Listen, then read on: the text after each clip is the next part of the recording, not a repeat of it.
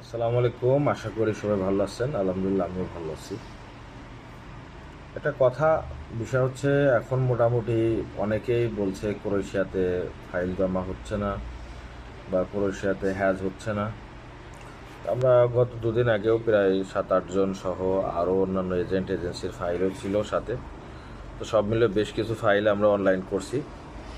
তো এখন বড় বিষয় হচ্ছে অনলাইন করা হয়েছে কোম্পানি, বড় কোম্পানি এবং কোম্পানির অবস্থাও ভালো, তাদের চাহিদা অনুযায়ী ফাইল জমা করা হয়েছে।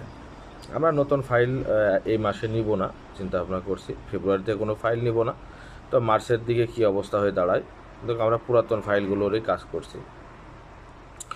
এখন মূলত আসি মূল কথায়, আমরা ফাইল নিয়ে কাজ করছি সার্বিয়া, বাংলাদেশ থেকে সার্বিয়া জমা করতে পারবেন, প্লাস সৌদি আরব থেকেও জমা করতে পারেন।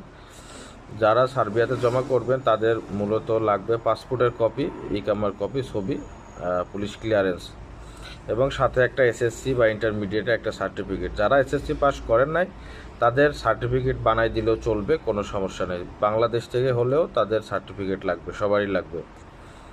আর যারা কাজ জানেন, কাজের অভিজ্ঞতা থাকলে কাজের অভিজ্ঞতা শেয়ার করবেন, প্লাস কাজের উপরে জমা করা হবে।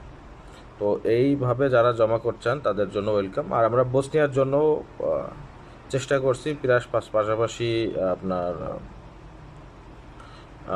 কি বলে আপনার ক্রোয়েশিয়ার কাজ নিয়েও আমরা সামনে আগানোর চিন্তা ভাবনা করছি। দেখা যাক কী হয়, কী পরিস্থিতি। আর যারা স্লোভাকিয়া বা বিভিন্ন অন্যান্য দেশে জমা করতেছেন, বিভিন্ন জায়গা দিয়ে চেষ্টা করতে থাকেন। সৌদি আরবে থেকেও আপনার বুলগেরিয়ার ভিসা করা সম্ভব, সমস্যা নাই, কিন্তু এখানে মূলত ওদের যে রিকোয়ারমেন্ট কাগজপাতি সেটাতে একটু প্রবলেম। যা কাগজপাতি চাচ্ছে ওগুলো আমাদের জন্য দেওয়া একটু কষ্টকর, কারণ এনওসি এটা তো বানিয়ে দেওয়া যায়, সমস্যা নাই। ওখানে সমস্যা হয়েছে এক্সিট রিএন্ট্রি ভিসা বা ফাইনাল এক্সিট, এইগুলো দেওয়া একটা প্রবলেম। অনেকের চাকরি শেষ করে করা, একটা সমস্যা আছে আর কি। এবং আমরা পাশাপাশি লাটভিয়ার জন্য চেষ্টা চালিয়ে যাচ্ছি। এখানে অ্যাপয়েন্টমেন্টের ব্যবস্থাটা কিভাবে কি হয় না হয়, তবে লাটভিয়া মনে হয় জমা নিলেও শুধুমাত্র দাম্মাম যে ভিএফএস আছে ওখানেই জমা করা যাবে। পাশাপাশি সৌদি আরব এবং সৌদির জেদ্দা, রিয়াদেও আমি দেখলাম না, লং স্টের কোনো কিছু পাই নাই। তো আপনাদের নিয়মিত আপডেট দিচ্ছি। পাশাপাশি আমাদেরও পুলিশ ক্লিয়ারেন্সের কাজও চালু আছে। অনেকেই ক্রোয়েশিয়ার জন্য করছে, রোমানিয়া, বিভিন্ন দেশে জমা দেওয়ার জন্য করতেছে।